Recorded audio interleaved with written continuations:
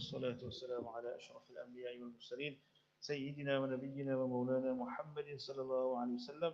Assalamu alaikum wa rahmatullahi ta'ala wa barakatuh. Respected brothers and sisters in Islam, first we thank Allah subhanahu wa ta'ala once again.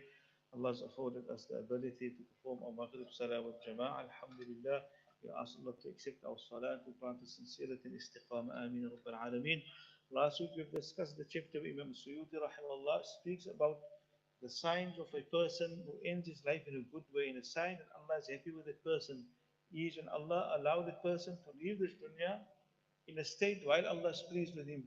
And we mentioned the hadith of Rasulullah sallallahu alaihi wasallam speaking about when Allah subhanahu wa ta'ala wants good for a person, Allah will allow him to do a certain righteous deed.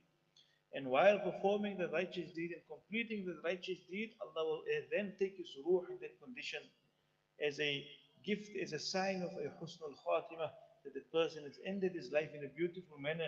And we've mentioned a few other signs, as a person, for example, dying with the kalima la ilaha illallah, or the person dies as shaheed, or the person dies in the path of Allah subhanahu wa ta'ala. All of these are signs of a person leaving this dunya in a good state, ending his life beautifully. In this evening, Imam Suyuti rahimahullah, with this chapter, he speaks about the reasons why a person will have an evil ending. He gives 4 reasons for a person having an evil ending. And this chapter is basically 2 lines. In this chapter, it's only 2 lines. And in these 2 lines, he highlights 4 reasons why Allah and why a person ends his life in a bad way. And we make dua, we ask Allah to protect us, to make us of those who will end their life beautifully. Ameen ya Rabbil Alameen. He says that some of the ulama has mentioned that the reason for a person to end his life evil in a bad way, it is because of 4 things. The first one, he says, at-tahawun bis-salah, is when a person is negligent with his salah. The first one, it says, a person who is unmindful and negligent regarding his 5 daily salawat. And here we don't need to go into much detail, because we understand, and many times we hear the hadith of Rasulullah sallallahu alaihi wasallam. And when we speak about an evil ending, it doesn't mean he dies evil, but it means that everything after that will become difficult for the person. That's why Rasul sallallahu alaihi wasallam mentioned it. The first thing on the day of Qiyamah, we will be questioned about will be our salah. And if he passes the salah, and everything after that will be easy.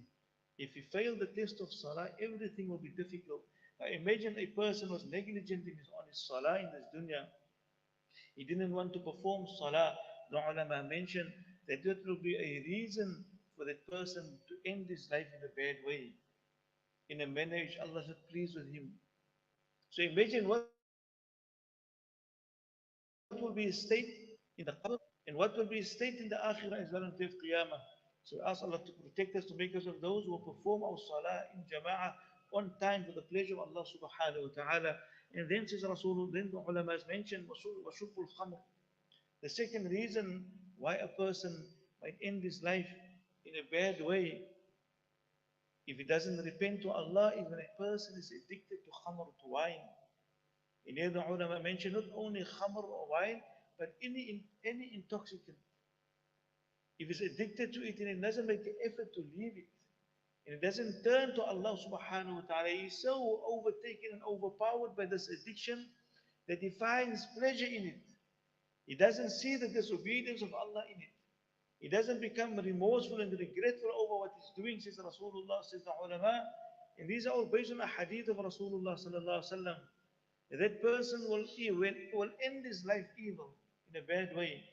Like how a person who's, on the other hand, is addicted to good deeds, is addicted to righteousness, is connected and is steadfast on obedience of Allah, he will end his life in the obedience of Allah. But the one who's steadfast and addicted to the disobedience of Allah, and he doesn't turn to Allah, he will end his life in a bad way, the ulama has mentioned.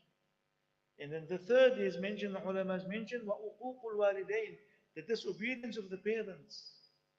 The disobedience of the parents is also a reason, is the hadith that mentioned, Rasulullah mentioned, that there are certain sins a person commit, Allah will delay the punishment on the day until the day of Qiyamah.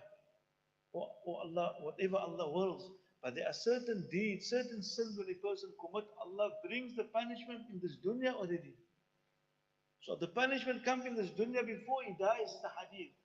And one of the sins is the one who break family ties, and the one who is disobedient and disrespectful to his parents. Imagine his hatred unto Allah to this extent that the person who is disobeying and disobedient, hurting the feelings of his mother and father. That person says, the ulama, he will leave this dunya in a state that Allah is not pleased with him. Allah protect us. And then the last one, the fourth one, وَأَذَى الْمُسْلِمِينَ, and when we cause harm upon the next Muslim, when we oppress the next person, when we steal from the next person, when we physically cause harm to the next person, when we spoil the reputation of the next person, we make up stories of the next person, that is Rasul, the ulama, it is one of these four things are one of the main four reasons why a person will end his life in an evil way. And so we make dua unto Allah to protect us from this. Allah make us of those who Allah will take our ruh while Allah is pleased with us. Then our last deeds, our best deeds be our last deeds in this dunya, so that Allah subhanahu wa ta'ala can be happy with us on the day of Qiyamah, so that we can attain the rahmah and the forgiveness of Allah subhanahu wa ta'ala. We ask Allah subhanahu wa ta'ala to give us a tawfiq and understanding. Wa akhir da'wan alhamdulillah. Subhanallah.